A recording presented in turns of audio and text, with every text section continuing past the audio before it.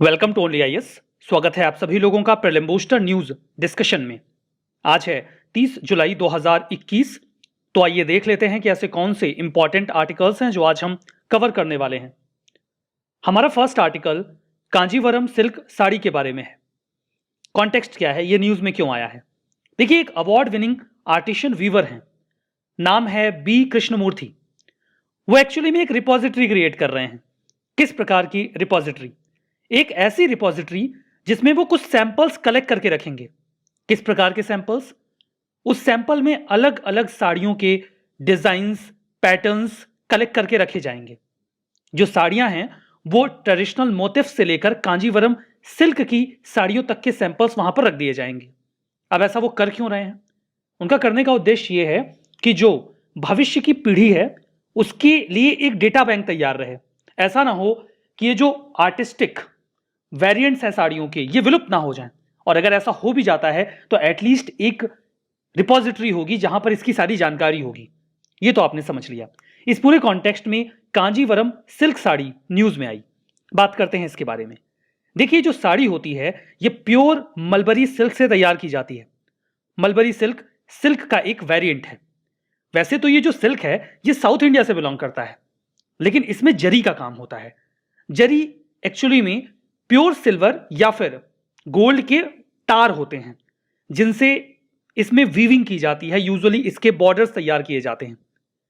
जो जरी के लिए गोल्ड और सिल्वर आता है वो गुजरात से आता है। जरी के काम की स्पेसिफिकेशंस हमें वहां से मिलती हैं। देखिए, ये साड़ियां काफी स्पेशल मानी जाती हैं और इन्हें कुछ सर्टेन ओकेशंस या फिर फेस्टिविटीज पर ही महिलाएं पहना करती हैं। ये जो नाम है कांजीपुरम या कांजीवरम, ये कांजीवरम नाम तमिलनाडु के कांजीपुरम रीजन से डिराइव किया गया है। इसकी हिस्ट्री काफी पुरानी है, मतलब इन साड़ियों का इस्तेमाल चोला डायनेस्टी के समय से किया जाता रहा है और आज इनकी एक बहुत ही ओल्ड और रिच लिगेसी है जो इंडियन टेक्सटाइल इंडस्ट्री में चली आ रही है। इसे 2005-6 में जीआई प्रोडक्ट के तौर पे भी रिकॉग्नाइज किया गया, मतलब ज्योग्राफिकल इंडिकेशन दे दिया गया। ज्योग्राफिकल इंडिकेशन मिलने का मतलब ये होता है कि ये साड़ी यहां की स्पेसिफिक है और अगर ये साड़ी यहां पर ओरिजिनेट हुई है तो ये एक बेहतर क्वालिटी की है। इससे उसका एक्सपोर्ट बढ़ता है, उसका रिकॉग्निशन बढ़ता है। इंडिया में सिल्क प्रोडक्शन की बात करें तो दुनिया में दूसरा सबसे बड़ा सिल्क प्रोड्यूसर इंडिया है। दूसरा सबसे बड़ा, पहला नहीं। इंडिया में एकमात्र एक ऐसी कंट्री है पूरी दुनिया में, इंडिया, जहां पर आपको सिल्क की 5 वैरायटीज मिलेंगी, जैसे कि mulberry silk, eri silk, muga silk, tropical tasar silk और टेम्परेट तासर सिल्क। इनिशिएटिव्स की बात करते हैं। सेंट्रल सिल्क बोर्ड, ये एक स्टैच्यूटरी बॉडी है जो मिनिस्ट्री ऑफ टेक्सटाइल के तहत काम करती है। ये लगातार प्रयास करते रहते हैं कि इंडिया में सिल्क सेक्टर बढ़िया काम करे। एक स्कीम आई थी, नाम था सिल्क समग्र स्कीम। 2017 में लॉन्च किया गया था इसको। इसका भी उद्देश्य यही था कि इंडिया में जो सेरीकल्चर है, सिल्क को लेकर जो भी एक्टिविटीज हो रही हैं उनको बढ़ावा दिया जाए। हमारा नेक्स्ट आर्टिकल SLDE और GHG कैलकुलेटर के बारे में है। यहां पर GHG ग्रीन हाउस गैस ही है। SLD का फुल फॉर्म है secured logistics document exchange. It is a kind of initiative जिसे गवर्नमेंट ऑफ इंडिया के द्वारा अभी हाल ही में लॉन्च किया गया है। इसके साथ ही साथ एक कैलकुलेटर तैयार किया गया है जो ग्रीन हाउस गैस का एमिशन मेजर करेगा। अभी कैलकुलेटर वो हाथ वाला नहीं है जिसमें बटन दबा के पता कर लेंगे कितना एमिशन हो रहा है। It will be a kind of tool, parameters, जिसकी मदद से आप ये पता कर सकते हैं कि किस सेक्टर में कितना ग्रीन हाउस गैस का एमिशन हो रहा है। सबसे पहले SLDE के बारे में बात करते हैं। SLDE एक प्लेटफॉर्म है। प्लेटफॉर्म एक सॉल्यूशन की तरह वर्क करेगा। मतलब सॉल्यूशन है तो कोई प्रॉब्लम रही होगी। एग्जैक्टली प्रॉब्लम तो थी। जो लॉजिस्टिक्स सेक्टर है इंडिया का, लॉजिस्टिक्स एक मैकेनिज्म होता है, एक चैनल होता है जिसमें एक सामान को एक जगह से दूसरी जगह ले जाया जाता है। अब इसमें एक पूरा प्रोसेस वर्क करता है। सामान को लोड अनलोड करना, वेरियस चैनल्स में कई सारे पेपर वर्क्स करने होते थे। पेपर वर्क इतना ज्यादा होता था कि व्यक्ति परेशान हो जाता था। इट वॉज लाइक कि एक ट्रक में सामान लेके जाओ और दूसरे में डॉक्यूमेंट्स भर के लेके जाओ। इससे निजात पाने की जरूरत थी। इसके सॉल्यूशन के तौर पे SLD प्लेटफॉर्म काम करेगा। यहां पर जो डॉक्यूमेंट्स के मैनुअल प्रोसेस हुआ करते थे, उनका जनरेशन, एक्सचेंज, कंप्लायंस, उसे अब पूरी तरीके से डिजिटाइज्ड कर दिया जाएगा। वो सिक्योर और सीमलेस होगा। इससे पूरा लॉजिस्टिक सेक्टर ना केवल इफिशिएंट हो जाएगा बल्कि उसकी कॉस्ट भी कम हो जाएगी। जो प्लेटफॉर्म है, यहां पर आप आसानी से जनरेट कर सकते हैं, स्टोर कर सकते हैं जो भी लॉजिस्टिक्स रिलेटेड डॉक्यूमेंट हैं उन्हें डिजिटली। यहां पर आधार और ब्लॉकचेन टेक्नोलॉजी का भी इस्तेमाल किया जाएगा ताकि पूरा चैनल सिक्योर्ड रहे। देखिए, इस पूरे मैकेनिज्म को डेवलप किया गया है कई एंटिटीज की मदद से, जिसमें कई सारे बैंक्स इन्वॉल्व हैं, like ICICI, axis bank, state bank of India और एचडीएफसी। कुछ और भी स्टेक होल्डर्स हैं, like freight forwarders. Freight forwarders वो लोग होते हैं जो जहां से सामान पैदा होता है या बनाया जाता है उस जगह से लेकर दूसरी जगह पर भेजते हैं। एक्सपोर्टर्स, इंपोर्टर्स और वेसल ऑपरेटर्स, वो जहाज हो सकता है, पानी वाले शिप्स हो सकते हैं, या फिर ट्रक्स वगैरह हो सकते हैं। ये ऑपरेटर्स भी इस पूरे चेन में इन्वॉल्व होते हैं। क्या बेनिफिट होगा इस प्लेटफॉर्म का? ऑब्वियसली ऑडिट करने में आसानी होगी क्योंकि डॉक्यूमेंट्स डिजिटाइज्ड होंगे। ट्रांजैक्शंस और उनका एग्जीक्यूशन काफी तेज हो जाएगा। शिपिंग, ये इसकी कॉस्ट कम होगी और कार्बन फुटप्रिंट भी गिरेगा। वेरिफिकेशन आसान होगा डॉक्यूमेंट्स का। फ्रॉड का रिस्क भी घटेगा। बात करते हैं green house gas emission calculator initiative के बारे में। It is a kind of tool जिसमें हम कुछ पैरामीटर्स रखेंगे और हम इवेल्युएट करेंगे कि कौन सा मोड ऑफ ट्रांसपोर्टेशन है वो ज्यादा ग्रीन हाउस गैस का एमिशन करता है। लाइक आप सामान ट्रक से ट्रांसपोर्ट कर सकते हैं, शिप से ट्रांसपोर्ट कर सकते हैं, या एयरवेज का इस्तेमाल कर सकते हैं जो महंगा पड़ता है। इनमें से कौन सा मोड है जो ज्यादा ग्रीन हाउस गैस का एमिशन करता है, इसे हम अच्छे से इस टूल की मदद से इवेल्युएट कर पाएंगे। At the same time transportation की कॉस्ट को भी मेजर किया जा सकेगा। हमारा next article academic bank of credit के बारे में है। नेशनल एजुकेशन पॉलिसी की फर्स्ट एनिवर्सरी आई। सरकार ने कई सारे वादे किए थे नेशनल एजुकेशन पॉलिसी में। वो धीमे धीमे करके सभी को ग्राउंड पर लाने की कोशिश कर रहे हैं। उसमें एक वादा था नेशनल एजुकेशन पॉलिसी के तहत एकेडमिक बैंक ऑफ क्रेडिट बनाने का, जिसे आप शॉर्ट में कह सकते हैं ABC, और अब आगे में मैं इसे ABC ही कहूंगा। यूनिवर्सिटी ग्रांट कमीशन ABC को बनाएगा। अभी जो एकेडमिक बैंक है, it will be like a bank. Bank में आप पैसे का ट्रांजेक्शन करते हैं, अपना पैसा जमा करते हैं, निकालते हैं। यह भी वैसा ही है, बट यहां पैसा नहीं जमा होगा बल्कि बच्चों की पढ़ाई का क्रेडिट जमा होगा। एग्जाम्पल के तौर पे, अगर आपने 15 घंटे का कोर्स कंप्लीट किया है तो आपको मिलता है एक क्रेडिट। सपोज करिए कि आपका 4 ईयर का जो पूरा कोर्स है, किसी भी कोर्स में, लाइक इंजीनियरिंग मान लीजिए, तो उसमें आपको टोटल 1500 घंटे का कोर्स कंप्लीट करना है 4 सालों में। मतलब आपको टोटल 100 क्रेडिट्स अवेल करने हैं। तो जैसे जैसे आप अपना कोर्स कंप्लीट करते जाएंगे, आपके इस एकेडमिक बैंक में ये क्रेडिट्स डिपॉजिट होते रहेंगे। ध्यान दीजिएगा, ये डिपोजिशन आप नहीं कर सकते। मतलब एक स्टूडेंट अपने क्रेडिट खुद डिपॉजिट नहीं कर सकता है इस क्रेडिट बैंक में, रेदर उसका जो इंस्टीट्यूशन है, यूनिवर्सिटी है, कॉलेज है, वो ये काम करेगा। आप तो एक ही दिन में लिख दोगे ना कि मेरे 1500 हो गए, अब मुझे डिग्री दे दो। ऐसे थोड़ी होता है। कॉलेज ने बताएगा कि आपने कितने घंटे का कोर्स कंप्लीट किया है, कितने का नहीं किया है। हमको तो कल ही डिग्री चाहिए, दे दो। नहीं, ऐसा नहीं हो सकता। तो जो ABC है, वहां पे स्टूडेंट को मल्टीपल एंट्री और एग्जिट ऑप्शन भी मिलेगा। अब इसका क्या मतलब है? पहले आपने एग्जाम्पल लेते हैं बीटेक का। आपने बीटेक अगर स्टार्ट किया तो 4 साल बाद ही डिग्री मिलेगी। अब ऐसा नहीं होगा। आप कोर्स को बीच में शुरू भी कर सकते हैं और बीच में छोड़ भी सकते हैं। एग्जाम्पल के तौर पे, अगर आपने 1 साल का कोर्स कंप्लीट किया तो आपको मिलेगा सर्टिफिकेट। अगर आपने 2 साल का कोर्स कंप्लीट कर लिया है तो आपको मिलेगा डिप्लोमा की डिग्री। 3 साल का कोर्स कर लिया तो आपको ग्रेजुएशन की डिग्री मिल जाएगी कि आप ग्रेजुएट हो गए। और अगर आपने 4 साल का कोर्स कंप्लीट किया तो आपको ग्रेजुएशन विद रिसर्च की डिग्री मिल जाएगी। मतलब आप किसी भी समय अपना कोर्स छोड़ सकते हैं। इससे बहुत सहूलियत हो जाएगी। कई सारे बच्चे ऐसे होते थे जो अपनी फीस जमा नहीं कर पाते थे, उन्हें कॉलेज छोड़ना पड़ता था, या उन्हें किसी वजह से उस लोकेशन को छोड़ना पड़ता था, तब भी कोर्स छूट जाता था। बच्चियों की शादी हो जाती थी, उन्हें अपनी पढ़ाई छोड़नी पड़ती थी। लेकिन अब उनके पास कोर्स को बीच में छोड़कर उसे अगेन स्टार्ट करने का ऑप्शन होगा। जो क्रेडिट्स आपको मिलेंगे आपके क्रेडिट बैंक में, वो 7 साल तक अवेलेबल रहेंगे। आप उसके बीच में कभी भी अपना कोर्स फिर से स्टार्ट कर सकते हैं। ठीक है, तो स्टूडेंट्स बीच में डिग्री अगर छोड़ भी दें तो उनकी पढ़ाई रुकेगी नहीं, वो वापस से उसे जब चाहें ज्वाइन कर सकते हैं।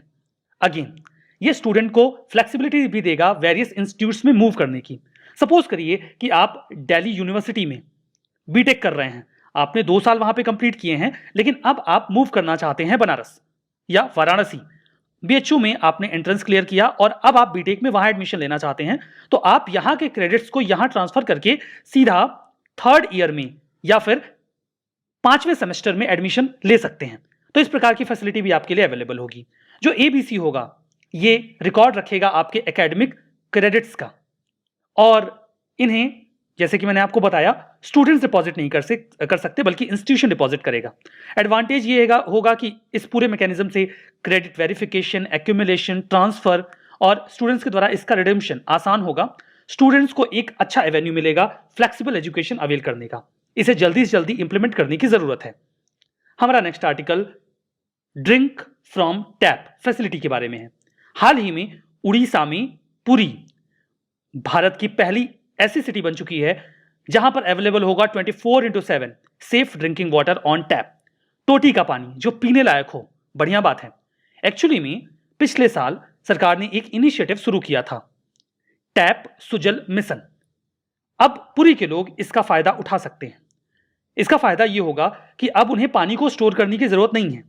उनके टोटी में जो उनके पास अवेलेबल है 24/7 पीने लायक पानी आएगा। एक फायदा इससे यह होगा कि 3 crore plastic water bottles eliminate होंगे, ऐसा अंदाजा है, क्योंकि अब लोगों को पैक्ड जो बॉटल वाटर है वो खरीदने की आवश्यकता नहीं पड़ेगी। यह पानी अपने आप में अच्छा और साफ होगा। तो 400 टन प्लास्टिक वेस्ट पूरी से कम होगा, ऐसी उम्मीद की जा रही है।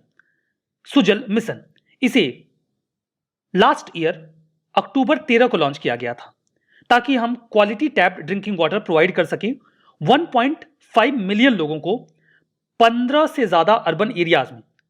अब देखिए, पानी नहीं आया तब पीने गए, दिक्कत हो जाएगी ना। तो एक हेल्पलाइन सेंटर होना चाहिए जहां पे आप कॉल करके बोल सके भाई हमारे टैप में पानी नहीं आ रहा। तो IVRS सिस्टम होगा जहां पे आप कॉल लगाते हैं, वो बोलता है कि इस समस्या के लिए ये नंबर दबाएं, वो वाला सिस्टम है, ठीक है। तो यहां से आप अपना ग्रीवांस रिड्रेसल कर सकते हैं।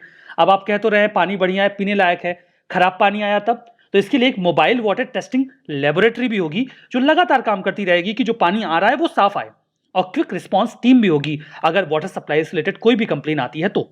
हमारा next article juvenile justice care and protection of children amendment bill 2021 के बारे में है। देखिए, जब निर्भया केस आया, दैट वाज वेरी अनफॉर्चुनेट। उसके बाद सरकार ने जो जुवेनाइल लॉ था उसे स्ट्रिंजेंट करने का मसौदा तैयार किया और 2015 में आया जुवेनाइल जस्टिस बिल 2021। चूंकि निर्भया केस में एक अपराधी 18 वर्ष से कम उम्र का था, लेकिन सबसे ब्रूटल एक्ट उसी ने किया था, लेकिन वो महज 3 साल की सजा पर छूट गया। ऐसा दोबारा ना हो, इसके लिए इस एक्ट में यह प्रावधान किया गया कि अगर कोई व्यक्ति 16 से 18 वर्ष के बीच का है और उसने कोई हीनियस क्राइम किया है तो उसे एक एडल्ट की तरह ट्रीट किया जाएगा। हीनियस क्राइम, इसका क्या मतलब हुआ? मतलब ऐसा अपराध जिसमें 7 साल या उससे अधिक की सजा का प्रावधान हो। यह तो बोला गया, लेकिन 7 साल से नीचे की जो भी सजाएं हैं या अपराध है उसका क्लियर कैटेगराइजेशन नहीं किया गया था, वो इस अमेंडमेंट बिल में किया गया। देखिए, अभी ये पार्लियामेंट से पास हुआ है इसलिए न्यूज में आया है। इसमें अमेंडमेंट किया गया है जुवेनाइल जस्टिस एक्ट ऑफ 2015 में, ये तो हमने समझा। कुछ और भी प्रावधान किए गए हैं इसके अलावा। फर्स्ट ऑफ ऑल तो यहां पर प्रावधान किया गया है बच्चों के अडॉप्शन को लेकर भी। अभी अडॉप्शन का क्या मैकेनिज्म है? अगर आपको एक बच्चा अडॉप्ट करना है तो आपको सबसे पहले जो अडॉप्शन सेंटर है, स्पेसिफिकली जो एक एजेंसी है कारा, वहां जाना होता है। आप बताते हैं कि मुझे ये बच्चा अडॉप्ट करना है। उसके बाद वो किसी सोशल वर्कर को भेजते हैं जो ये वेरीफाई करता है कि आपकी फाइनेंशियल कंडीशन कैसी है, कोई हेल्थ इश्यूज तो नहीं है। फिर ये मामला जाता है कोर्ट के पास और कोर्ट ये इंश्योर करता है कि ये फैमिली बच्चा अडॉप्ट कर सकती है। फिर वो बच्चे के अडॉप्टिव पेरेंट बन जाते हैं जिसके पास सारे राइट्स होते हैं। लेकिन इस प्रोसेस में काफी समय लगता है। यूजुअली ये प्रोसेस 60 दिन में कंप्लीट हो जाना चाहिए, लेकिन अभी इसमें 120 से भी ज्यादा दिन लग जाते हैं। इस प्रोसेस को स्पीडली कंप्लीट करने के लिए अब ये अथॉरिटी डिस्ट्रिक्ट मजिस्ट्रेट को या एडिशनल डिस्ट्रिक्ट मजिस्ट्रेट को दी गई है।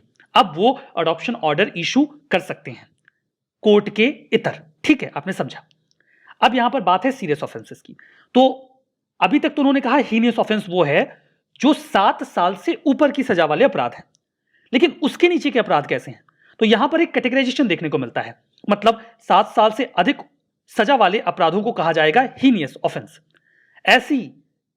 ऐसा अपराध जिसमें 3 साल से 7 साल की सजा का प्रावधान है उसे हम कहेंगे सीरियस ऑफेंस, और 3 साल से नीचे की सजा वाले अपराधों को कहा जाएगा पेटी ऑफेंस। तो यह कैटेगराइजेशन हमें यहां देखने को मिलता है। फर्दर इसमें प्रेजेंट एक्ट में जो अभी था अमेंडमेंट के पहले वाला, उसमें नॉन कॉग्निजेबल ऑफेंस का प्रावधान था। ऐसा अपराध अगर किया गया है जिसमें 7 साल से अधिक सजा का प्रावधान है तो बिना वारंट के अरेस्ट किया जा सकता है और बेल भी नहीं मिलेगी। कॉग्निजेबल का यह मतलब हुआ। लेकिन बिल में अब अमेंडमेंट करके इसे डाइल्यूट किया गया है और ऐसे अपराध को अब नॉन कॉग्निजेबल बना दिया गया है। अगर कोई व्यक्ति अडॉप्शन को लेकर एग्रीव्ड है, वो नहीं चाहता कि जो अडॉप्शन हो रहा है वो गलत हो रहा है, डिस्ट्रिक्ट मजिस्ट्रेट के द्वारा जो ऑर्डर पास किया गया वो गलत है, तो वो डिविजनल कमिश्नर के पास जाके अपील कर सकता है। ये अपील उसे अडॉप्शन ऑर्डर के 30 दिन के भीतर करनी होगी। तो ऐसे कई सारे प्रावधान यहां पर इस नए अमेंडमेंट में किए गए हैं। जो एडिशनल फंक्शंस हैं डिस्ट्रिक्ट मजिस्ट्रेट के, उसमें इंक्लूड किए गए हैं कुछ और काम अंडर दिस अमेंडमेंट बिल। जो डिस्ट्रिक्ट चाइल्ड प्रोटेक्शन यूनिट है, उसके सुपरविजन का काम अब डीएम का होगा। उसे क्वार्टरली रिव्यू भी करना होगा कि ये चाइल्ड वेलफेयर कमेटी बढ़िया से काम कर रही है कि नहीं। यह भी कहा गया है कि जो जुवेनाइल जस्टिस एक्ट है, उसमें जो भी ऑफेंसेस कवर किए गए हैं उन सभी को चिल्ड्रन कोर्ट्स में ही हैंडल किया जाएगा। बात करते हैं चाइल्ड वेलफेयर कमेटी के बारे में। यह इंश्योर किया गया है कि चाइल्ड वेलफेयर कमेटी के जो लोग हैं वो क्रेडिबल हों। उसमें कुछ प्रावधान किए गए हैं कि कोई भी ऐसा व्यक्ति चाइल्ड वेलफेयर कमेटी का मेंबर नहीं बन सकता जिसने पास्ट में कभी भी ह्यूमन राइट या चाइल्ड राइट को वायलेट किया हो, जो कभी किसी मोरल टर्पिट्यूड मतलब उसने मोरली कोई काम गलत किया हो, ऐसे ऑफेंस में कन्विक्ट हुआ हो, या फिर उसे सेंट्रल गवर्नमेंट, स्टेट गवर्नमेंट या गवर्नमेंट अंडरटेकिंग के काम से किसी कारणवश निकाल दिया गया हो, या फिर वो ऑलरेडी किसी चाइल्ड केयर इंस्टीट्यूशन में किसी डिस्ट्रिक्ट के वर्क कर रहा हो, तो ऐसे लोग इसका हिस्सा नहीं हो सकते। मेंबर्स के रिमूवल का भी प्रावधान है चाइल्ड वेलफेयर कमेटी के, जो चाइल्ड केयर इंस्टीट्यूशंस को रिव्यू करते रहते हैं। यहां पर जो अपॉइंटमेंट होगा कमेटी के मेंबर्स का, उसे स्टेट गवर्नमेंट टर्मिनेट कर सकती है। इसके लिए उन्हें एक इंक्वायरी करनी होगी। अगर इसमें यह साबित होता है कि चाइल्ड वेलफेयर कमेटी का कोई मेंबर 3 महीने तक लगातार किसी वैलिड रीजन के बिना प्रोसीडिंग में हिस्सा नहीं ले रहा, तो उसे खारिज कर दिया जाएगा, उसके पद से हटा दिया जाएगा। या फिर वो 1 साल की जितनी सिटिंग्स हुई हैं उनमें से 3/4 में हिस्सा नहीं लेता है, तो भी उसे हटा दिया जाएगा। So that was all about juvenile justice amendment bill. ये टाइटल या ये हेडिंग गलत आ गई है ना। यहां पे कुछ स्टेटमेंट है, देखिए। कांजीवरम सिल्क साड़ी उड़ीसा में होती है। इंडिया लार्जेस्ट प्रोड्यूसर है सिल्क का दुनिया में। Secure logistic document exchange initiative, ये manual process of generation, exchange and compliance logistic document का खत्म करेगा, उसे डिजिटाइज, सिक्योर और सीमलेस बनाएगा। Academic bank of credit, university grant commission setup कर रहा है। First city in the country जो drink from tap facility avail करता है, that is Pune in Maharashtra. बताना है कौन सा स्टेटमेंट सही है, कौन सा गलत। चलिए जवाब यहां पे है। कांजीवरम सिल्क साड़ी गलत है, ये उड़ीसा से नहीं तमिलनाडु से बिलोंग करता है। इंडिया लार्जेस्ट प्रोड्यूसर नहीं है सिल्क का, सेकंड लार्जेस्ट है, ये भी गलत हो गया। ये वाला सही है, ये वाला भी सही है। 5वें में आपको पता है पुरी है उड़ीसा का, पुणे नहीं है महाराष्ट्र का, तो ये भी गलत हो गया। ठीक है, आज के सेशन में बस इतना ही। बहुत बहुत धन्यवाद।